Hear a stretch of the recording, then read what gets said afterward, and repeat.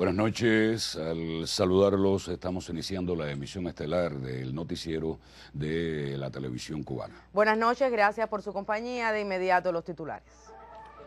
Falleció la heroína del Moncada, Melba Hernández. Recuperan grúas flotantes del Sistema Portuario Nacional. Reitera presidente de Venezuela agradecimiento por labor de médicos cubanos. Falleció la heroína del Moncada, Melba Hernández. Con profundo dolor, la dirección del partido y el Estado informa a nuestro pueblo que la heroína del Moncada, Melba Hernández Rodríguez del Rey, miembro del Comité Central del partido y diputada a la Asamblea Nacional del Poder Popular, falleció en esta capital en la noche del domingo 9 de marzo, como consecuencia de complicaciones asociadas a la diabetes mellitus, enfermedad que padeció durante muchos años.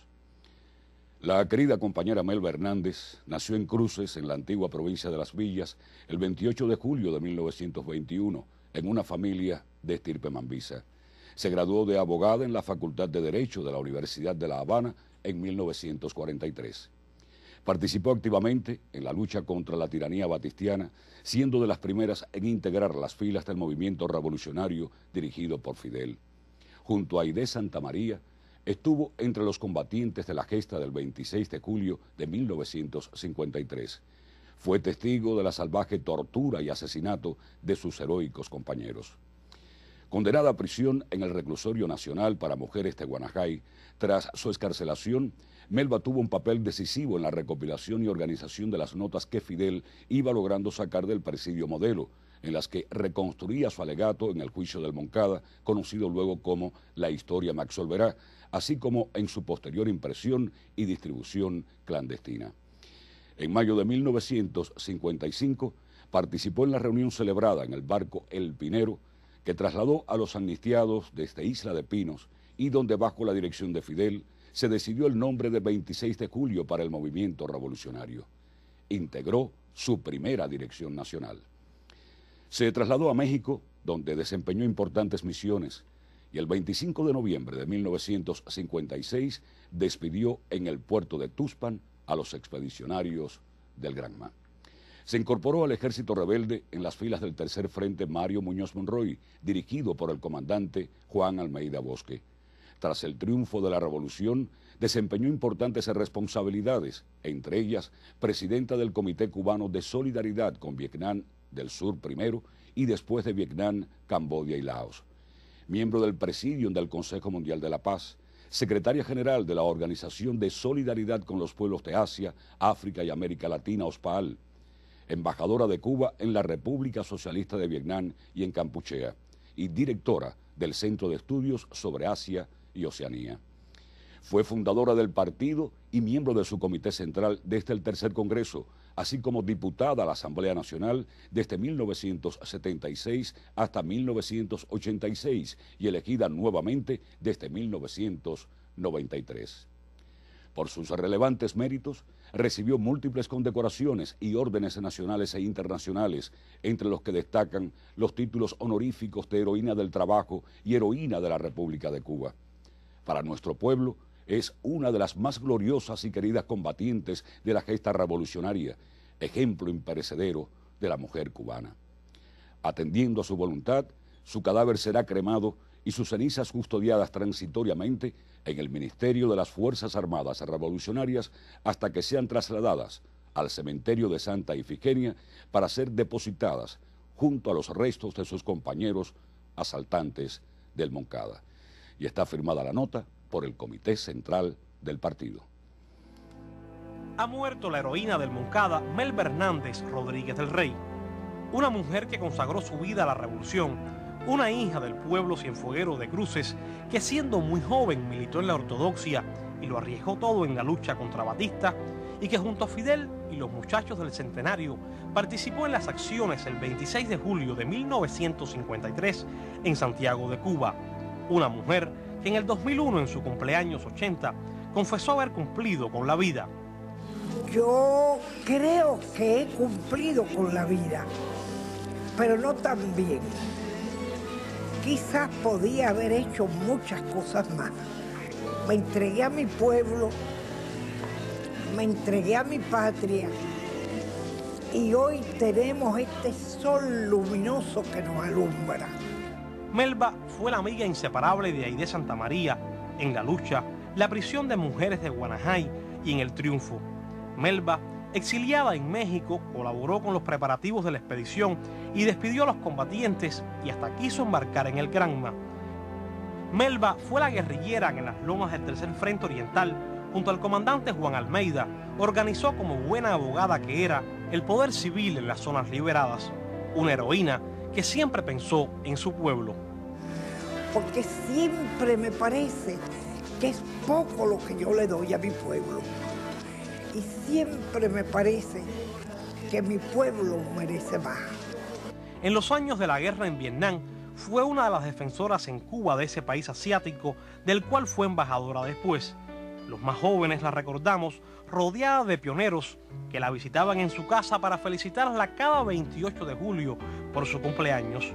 Yo quiero mucho a mis pioneros, porque además ustedes son el porvenir de Cuba. Ustedes saben lo que yo quiero decir con eso, que ustedes son la patria. Ustedes son él mismo, Fidel, como fui yo de chiquitica, Fidel. Melba, junto a Celia, Aide y Vilma, es para los cubanos una de las heroínas más gloriosas y queridas de la revolución. Una mujer que vivirá eternamente en la memoria del pueblo. Wilmer Rodríguez Fernández, Sistema Informativo de la Televisión Cubana.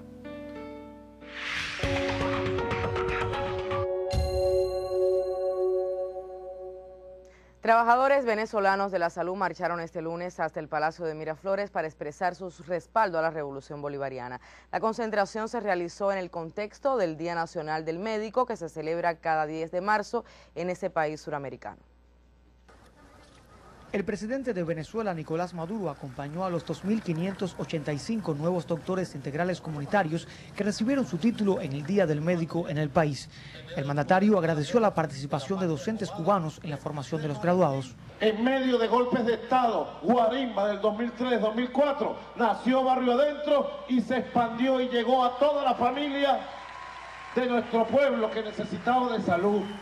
En estos casos son misioneros de la patria cubana, en nuestra patria, la misión médica de Cuba, que lo que hace es trabajar, dar amor, salud a nuestra patria.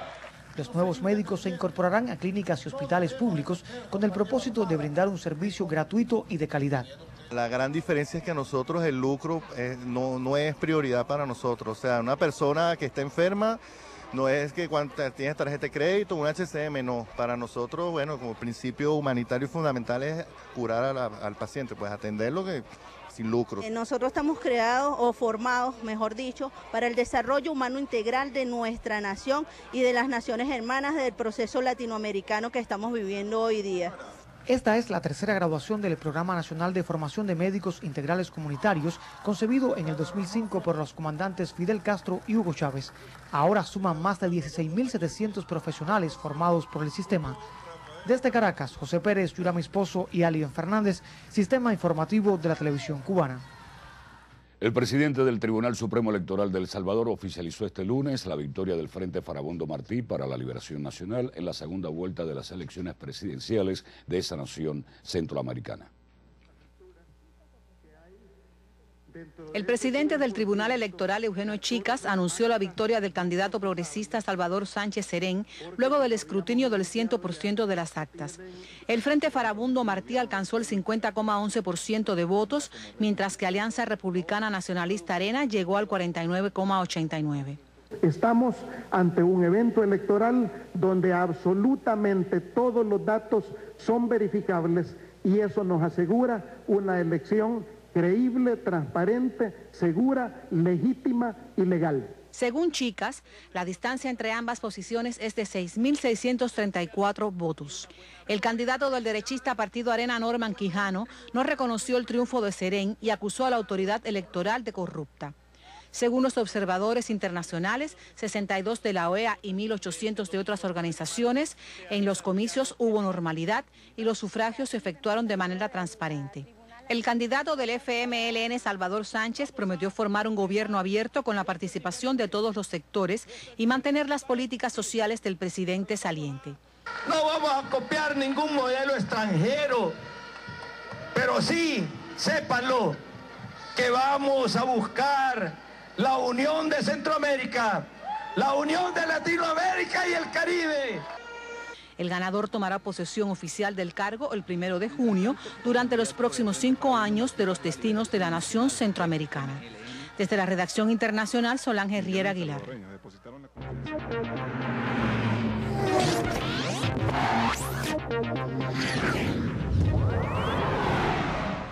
¿Qué tal, amigos? Muy buenas noches. Tiempo de deportes en el Estelar. Con una medalla de oro, otra de plata e igual cantidad de bronce, más el lugar 12 en la clasificación por puntos, Cuba cumplió una destacada actuación en el Mundial de Atletismo Bajo Techo, concluido este fin de semana en la ciudad polaca de Sopot.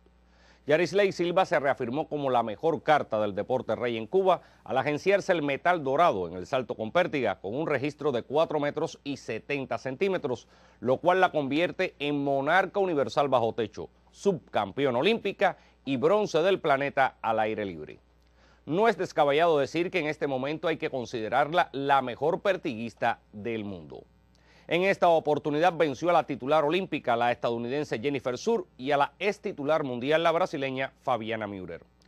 Por su parte, los triplistas Ernesto Rebé y Pedro Pablo Pichardo reafirmaron el buen momento que vive el triple salto en el sexo masculino al ubicarse segundo y tercero por ese orden. Rebé logró una marca de 17 metros y 33 centímetros, en lo que fue su primera experiencia en eventos de este nivel. Mientras Pichardo se subió al podio en su último intento con 17 metros y 24 centímetros, mostrando su alto espíritu competitivo. Es cierto que los otros concursantes no obtuvieron puestos destacados, pero el 12º escaño entre 141 naciones participantes es una muestra de la destacada actuación. Pasando al béisbol, este martes se reanudan las acciones en la 53 Serie Nacional de Béisbol y los inspirados holguineros, que suman 6 éxitos en línea, reciben en el Calixto García Pinar del Río. Por su parte, los líderes de Matanza serán anfitriones de los muy mejorados Industriales en el Victoria de Girón. Santiago de Cuba recibe a Villa Clara en el Guillermón Moncada y los Cazadores de Artemisa visitan a la Isla de la Juventud. Y hasta aquí el deporte. Tengan todos muy buenas noches. Gracias, Renier. El Sistema Portuario Nacional dispone nuevamente de su flota de grúas flotantes. Esos equipos facilitan la manipulación de cargas y descargas de mercancías y la gestión del cabotaje en rutas marítimas de interés económico. La flota cubana de grúas flotantes vuelve a la operatividad. En el 2010, a consecuencia de paralizaciones por roturas, la nación llegó a disponer de solo 2 de estos medios. Esta es la primera ocasión en que se asume una operación tan compleja y costosa para la revitalización total de las plataformas marinas. Hoy, indudablemente, las condiciones técnicas con que cuentan ellas son mucho más favorables. Incluso para este año está previsto en las inversiones del Plan 2014 casi 1 millón, específicamente 986.000 pesos, e invertir en 3 medios de este tipo. Cuba dispone de grúas flotantes de mediano y gran porte. Una de ellas es capaz de manipular cargas de hasta 100 toneladas de peso. Sus usos son indispensables para manipular cargas en la franja costera del archipiélago cubano, en el cabotaje y en el sistema portuario nacional. En el comercio de los puertos de Batagaró y Gerona se emplean 2 de estos medios de manera permanentemente. Los otros restantes medios se utilizan estratégicamente en algunas maniobras que realiza el país desde el punto de vista de embarcaciones, astilleros. Más de 4 millones de pesos en moneda libremente convertible asignó el Estado cubano para la recuperación de esta flota. La entrada en servicio de las grúas flotantes favorece la manipulación de cargas y evita al país pérdidas financieras por concepto de demoras en las operaciones en los puertos y en el mar. Bernardo Espinosa, Sistema Informativo de la Televisión Cubana.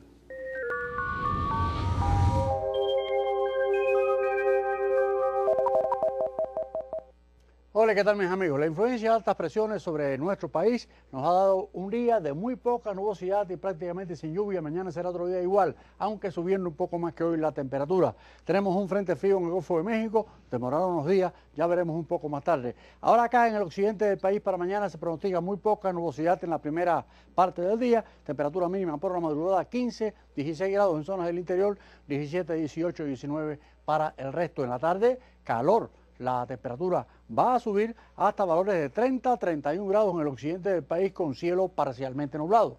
En cuanto a la parte central, habrá mucho sol por la mañana, mínimas en la madrugada 15, 16 grados Celsius, 17, mientras que ya por la tarde la temperatura subirá hasta 31 grados Celsius con cielo parcialmente nublado y sin lluvia.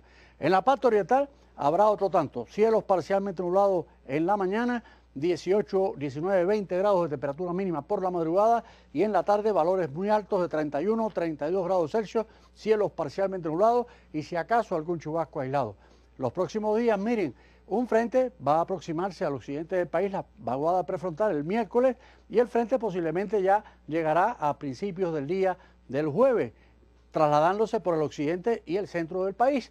El viernes ya tendremos cielos parcialmente nublados. Con respecto a las temperaturas, la variación no será mucha. Fíjense ustedes, un poco más frescas para jueves y para el viernes, algo parecido al frente anterior. Así que mis amigos, este es el tiempo. Les deseo que pasen un día muy feliz y hasta mañana. El presidente ruso Vladimir Putin y el canciller Sergei Lavrov analizaron las propuestas que Rusia hará llegar al gobierno estadounidense sobre la solución de la crisis en Ucrania. Lavrov informó al mandatario sobre el contenido de un documento enviado por Estados Unidos a Moscú con el punto de vista de Washington en relación con la situación en el país europeo. De acuerdo con el titular ruso de Exteriores, su país no está conforme con el contenido del documento que describe la situación como un presunto conflicto entre Rusia y Ucrania. Lavrov informó que se preparó una respuesta enmarcada en la legislación internacional que tiene en cuenta a todos los ucranianos sin excepción. No aceptamos todas las propuestas de nuestros colegas. En colaboración con los miembros del Consejo de Defensa de Rusia, ya hemos preparado nuestra contrapropuesta. Nuestra meta principal es estabilizar la situación en Ucrania en el marco del derecho internacional, teniendo en cuenta los intereses de todos los ucranianos y la situación de crisis profunda en el país. A pocos días del referendo en Crimea, a celebrarse el 16 de marzo, se incrementan las provocaciones de grupos de la ultraderecha ucraniana en varias ciudades del país. Por su parte, las autoridades de la República Autónoma de Crimea reiteraron la decisión de repeler cualquier tipo de provocación o ataques militares ordenados desde Kiev, cuyo gobierno consideran como ilegítimo. Orlando Lancís, Redacción Internacional. La institución académica canadiense Global Research reveló que la estadounidense Fundación Nacional para la Democracia donó cientos de miles de dólares a opositores en Ucrania. La mayoría de los fondos de ese centro son distribuidos por el Congreso estadounidense. Esa fundación invierte más de 30 millones de dólares anualmente para brindar apoyo a partidos políticos, sindicatos o movimientos que buscan derrocar gobiernos legítimos. Este es solo uno de los numerosos centros estadounidenses que se encargan de financiar grupos de opositores en países enemistados con Washington. La alta representante de la Unión Europea para Asuntos Exteriores, Catherine Ashton, se reunió con el presidente iraní Hassan Rouhani durante una visita a Teherán, la capital de la nación persa. La jefa de la diplomacia europea calificó el encuentro como productivo, aunque no dio garantías de acuerdo final en las negociaciones sobre el programa nuclear iraní, cuestión que desde hace varios años se enfrenta a ese país con las principales potencias occidentales. Por su parte, el ministro de Relaciones Exteriores, Mohammad Javad Zarif, declaró que el gobierno de Rouhani tiene la voluntad política de alcanzar un entendimiento diplomático en ese tema. Y continúa la búsqueda de un avión de la compañía Malaysia Airlines que desapareció hace 3 días en el Golfo de Tailandia. La nave aérea transportaba 239 pasajeros procedentes de Kuala Lumpur con destino Beijing. 23 aviones y 40 barcos de 10 países diferentes rastrean la zona. Hasta el momento, el único indicio del artefacto es una mancha de aceite de entre 10 y 15 kilómetros que permanece sobre las aguas del Golfo tailandés. Los investigadores estudian una muestra de la sustancia al tiempo que el gobierno chino instó a una intensificación de los trabajos.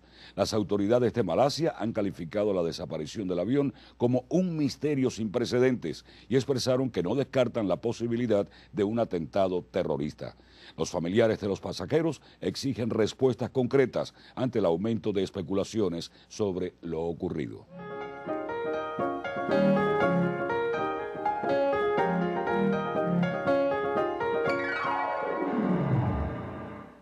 Buenas noches, bienvenidos a la información cultural.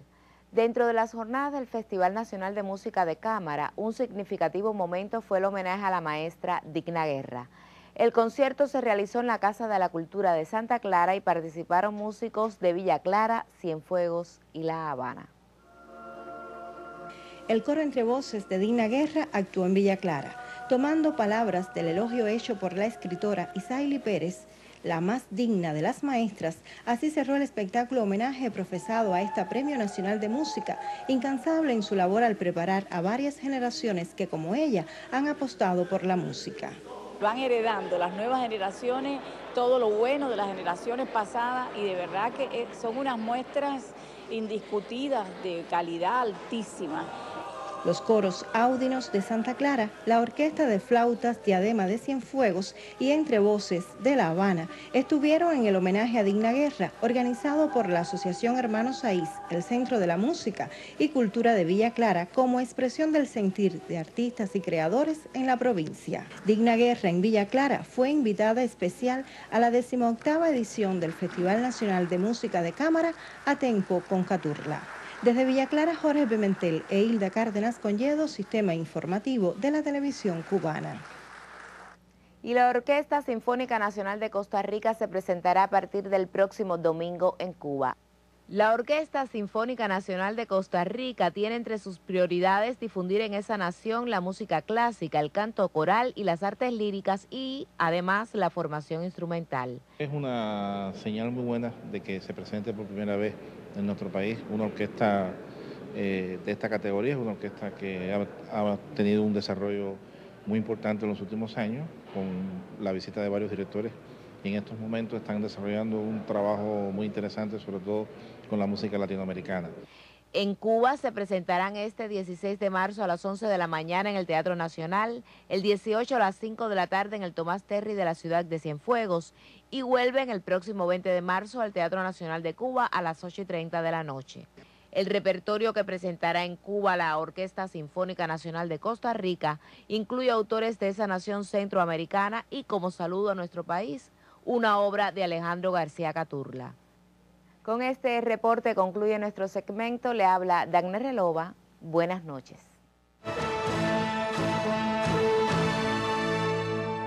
El 11 de marzo de 1958, por orden de Fidel, el entonces comandante Raúl Castro Ruz funda en Piloto del Medio al sur de San Luis el segundo Frente Oriental Franpaís. A decir del comandante en jefe Fidel Castro, ese frente guerrillero fue un modelo de organización y un importantísimo aporte a la causa de la liberación del país.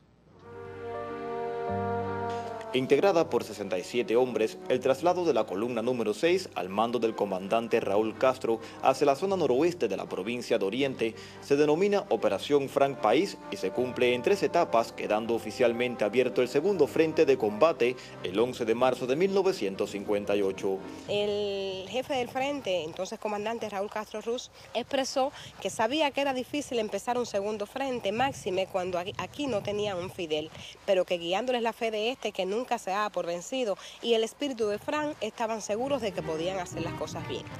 El legado histórico de la agrupación guerrillera tenía que ser preservado y el 25 de julio de 1967 se abre al público una exposición donde radicara la comandancia central del frente, hecho que antecede a la creación del edificio destinado al museo inaugurado el 11 de marzo de 1978 por el comandante en jefe Fidel Castro Ruz. Sin dudas, el sitio más importante del complejo atesora los restos mortales de los guerrilleros del Segundo Frente caídos en las acciones de la campaña militar y de otros miembros de sus filas que murieron tras el triunfo de la revolución. Si no hubiera triunfado esta revolución, todavía estaríamos sumidos en lo que vio Raúl y vieron los miembros de la Columna 6 cuando llegaron acá a este territorio, que para donde quiera que miraban todo era miseria, hambre, analfabetismo, insalubridad, desalojo campesino. Sin embargo, la realidad que vemos hoy es totalmente diferente gracias al esfuerzo de aquellos hombres y mujeres que dieron lo más preciado que tenía, su propia vida, en pos de este triunfo glorioso. El Segundo Frente Oriental, Frank País, llegó a controlar 12.000 kilómetros cuadrados. Su surgimiento y consolidación fue un importante paso en el desarrollo de la guerra revolucionaria y un vigoroso aporte a la victoria final, resultando fragua donde se formaron numerosos combatientes y cuadros, poniendo de manifiesto la genialidad del comandante en jefe Fidel Castro Ruz en la conducción de la guerra y las cualidades de jefe político-militar de su fundador, el comandante Raúl Castro Ruz. Desde Segundo Frente Oriental, Rita María Rojas y John Merabreu Macías, Sistema Informativo de la Televisión Cubana. Y fueron titulares en la emisión estelar el fallecimiento de la heroína del Moncada, Melba Hernández. La recuperación de grúas flotantes para el Sistema Portuario Nacional. Y el reconocimiento de Nicolás Maduro a la labor de médicos cubanos en Venezuela. Finaliza así la emisión estelar. Rafael Serrano, Áñez Becerra, deseamos pasen todos muy buenas noches. Sí, gracias, buenas noches y hasta mañana.